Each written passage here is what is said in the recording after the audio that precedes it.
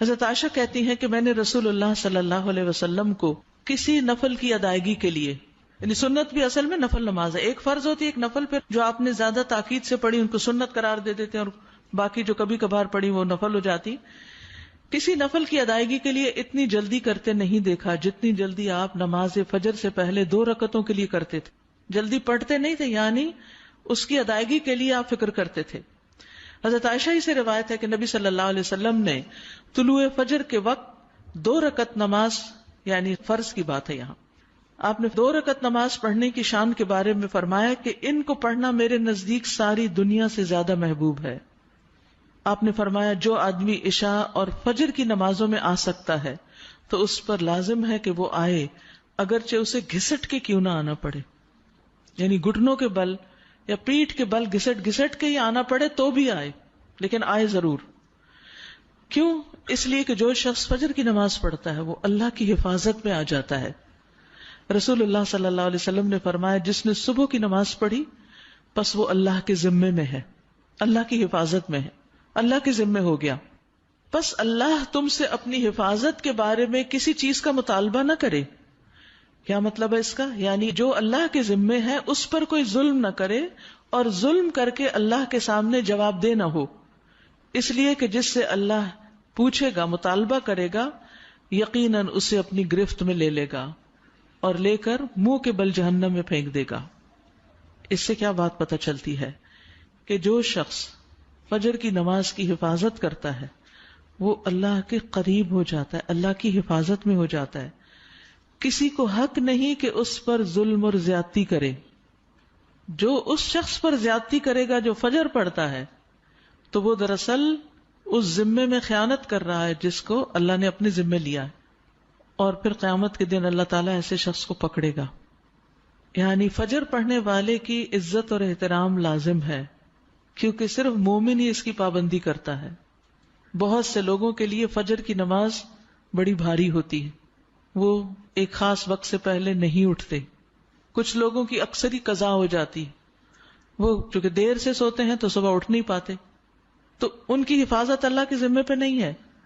تو اس لیے بہت ہی فکر کرنی چاہیے کہ فجر کی نماز قضا نہ ہو، یعنی کوئی باقی کر لیں، نہیں، کیونکہ باقی تو پھر ہم جاگ ہی رہے ہوتے ہیں نا، تو اذان بھی سنائی دے دیتی ہے اور وقت بھی پتہ چل رہا ہوتا ہے اور دوسروں کو بھی ہم دیکھتے ہیں پڑھ رہے ہیں تو پڑھ ہی لیتے ہیں.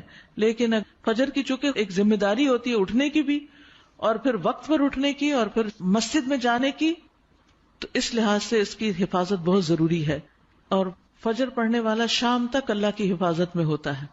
اس میں ایک واقعہ بھی آتا ہے احادیث کی کتابوں میں. اعمش کہتے ہیں کہ سالم بن عبداللہ بن عمر، ابن عمر کے کیا لگے بیٹے اور حضرت عمر کے پوتے، یہ حجاج کے پاس بیٹھے ہوئے تھے. حجاج کے بارے میں سب جانتے ہیں کہ بہت ظلم کرتا تھا. تو حجاج نے ان سے کہا اٹھو اور فلاں آدمی کی گردن مار دو. تو سالم نے تلوار اٹھا لی کیونکہ اس کا حکم تھا مارنے کا، اور اس آدمی کو پکڑا اور محل کے دروازے کی طرف چل پڑا. تو ان کے والد ابن عمر نے ان کو دیکھ لیا جب وہ اس آدمی کو باہر لے کے جا رہے تھے. تو انہوں نے کہا کہ کیا یہ واقعی ایسا کرنے جا رہا ہے؟ انہوں نے 2-3 بار یہ بات دہرائی. پھر باہر لا کر سالم نے اس سے پوچھا کیا تم نے فجر کی نماز پڑھی ہے؟ یعنی جس کو مارنے کا حکم تھا، کہا تم نے فجر کی نماز پڑھی ہے؟ اس نے کہا ہاں. سالم نے کہا پھر تم جس راستے سے جانا چاہتے ہو چلے جاؤ، اور وہ واپس آئے اور تلوار پھینک دی. حجاج نے ان سے پوچھا کیا تم نے اس کی گردن اڑا دی؟ انہوں نے جواب دیا نہیں. حجاج نے پوچھا کیوں؟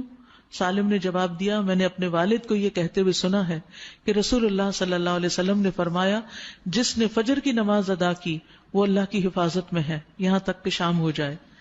تو ان کے والد نے ان سے کہا کہ سمجھدار رہو، میں نے تمہارا نام اسی لیے سالم رکھا کہ تم سلامت رہو، یعنی اللہ کے ذمے کے اندر خیانت نہ کرو. تو بہرحال اس سے یہ پتہ چلتا ہے کہ انسان سے بڑے بڑے حادثے، بڑی بڑی مصیبتیں ٹل جاتی ہیں جب وہ فجر کی نماز کی حفاظت کرتا ہے. اب تو الحمدللہ ہر شخص کے موبائل پر الارم ہوتا ہے اور موبائل ہر شخص کے سرہانے ہوتا ہے، تو کوئی بھی یہ نہیں کہہ سکتا کہ میں صبح نہیں اٹھ پایا. 1 نہیں 2 3 الارم لگا لیں، 5 منٹ کے وقفے پہ رکھ لیں اس کو، کیونکہ جو شخص یہ 2 نمازیں پڑھے گا، بخاری میں آتا ہے، وہ جنت میں داخل ہوگا. ایک اور روایت میں آتا ہے وہ آدمی ہرگز دوزخ میں نہیں جائے گا جس نے سورج نکلنے سے پہلے اور سورج کے غروب ہونے سے پہلے نماز پڑھی، یعنی فجر اور عصر کی. اور پھر آپ نے فرمایا ان نمازوں میں سستی نہ کرو اگر تم اللہ کا دیدار کرنا چاہتے ہو، اس طرح کہ جیسے تم 14ویں کے چاند کو دیکھتے ہو اور تمہیں کوئی دھکم پیل کا بھی واسطہ نہیں پڑے گا. یعنی جو ان نمازوں کی حفاظت کرتا ہے وہ اللہ کے دیدار کے قابل ہوگا. اور پھر بعض اوقات لوگ رات قیام کرتے رہتے ہیں، آخر حصے میں سو کے فجر قضا کر دیتے ہیں. کیا ہے تہجد کے لیے اٹھے تھے وہ آنکھ نہیں پھر کلی فجر کے لیے. تو یہ نہیں ہونا چاہیے. عمر رضی اللہ عنہ کہتے ہیں میں صبح کی نماز با جماعت پڑھوں یہ مجھے اس سے زیادہ محبوب ہے کہ میں ساری رات قیام کروں. ساری رات کے نوافل سے زیادہ محبوب ہے کہ فجر کی نماز جماعت کے ساتھ. ہاں منافق پر فجر کی نماز بھاری ہوتی ہے، تو منافقت سے نکلنے کے لیے، نفاق سے نکلنے کے لیے اس نماز کی پابندی ضروری ہے. ابی بن کعب کہتے ہیں ایک روز رسول اللہ صلی اللہ علیہ وسلم نے ہمیں صبح کی نماز پڑھائی. اس کے بعد فرمایا کیا فلاں حاضر ہے؟ لوگوں نے کہا نہیں. آپ نے پوچھا کیا فلاں آیا ہے؟ لوگوں نے کہا نہیں. آپ نے فرمایا بلا شبہ یہ دو نمازیں منافقوں پر سب سے بھاری ہیں، سب نمازوں سے زیادہ بھاری، یعنی فجر اور عشاء. اور اگر تمہیں معلوم ہو کہ ان میں کیا کچھ اجر و ثواب ہے تو تم ان میں ضرور آؤ، خواہ گھٹنوں کے بل ہی کیوں نہ آنا پڑے. تو اس لیے خود بھی اور اپنے گھر والوں کو بھی، اپنے بچوں کو بھی اس کا پابند کریں. سبحانک اللہم و بحمدک اشہد ان لا الہ الا انت استغفرک.